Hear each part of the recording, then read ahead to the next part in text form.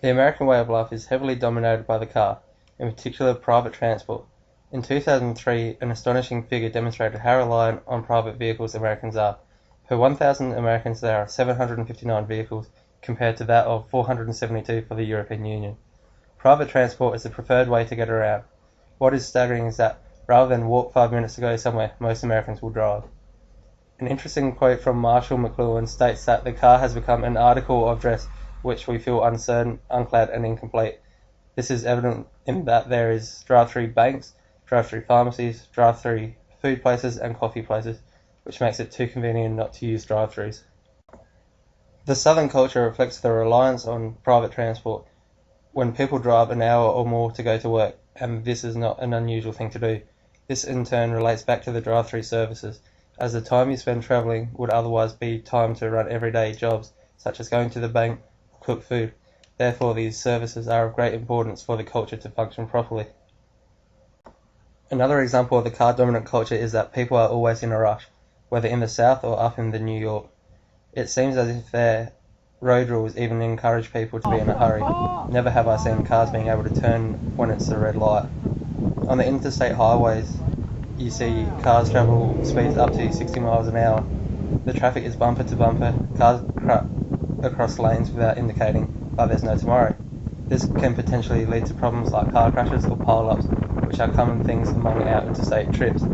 The craziest thing we have seen that caused a major traffic jam was a car on fire in Atlanta, which caused a traffic jam of up to half an hour. In the short time that I've been here at Clemson, I've seen a change in the usage of private vehicles. As petrol prices have increased, the usage by only one person per car has decreased. Hence, carpooling has become more common, especially down south, where the predominant vehicles are big trucks, which are few guzzlers. So, after studying abroad in Europe, I realized the importance of carpooling and public transportation was a huge day. And so now we're carpooling on the way to our internship at Boss. This is JK, my carpool buddy. This is a video for Boss.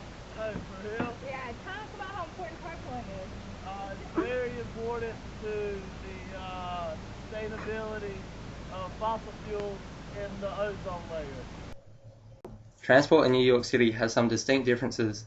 Instead of being dominated by private transport, it is dominated by taxis and the subway.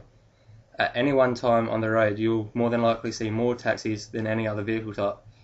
If I thought people in the South were in a hurry to get to places, I was wrong. In New York City, the taxis will drive 4 cabs side by side on a 2-lane road. They will also drive at speeds up to 50 miles per hour in the inner city. To me, it reflects the working nature of the city, in that time really is money. This is also depicted on the subways where they are packed into the rafters. In New York, I did not see any multi-story car parks, which is an indicator that New York is not a private transport-orientated city. Instead, I saw a few park stations where there would be parking in the lot and several spaces would have cars parked above them.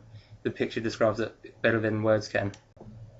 As an aspiring planner, I can take back some of the concepts that I've learned here from the United States and try to improve the Australian planning system in regards to private transport and also public transport systems.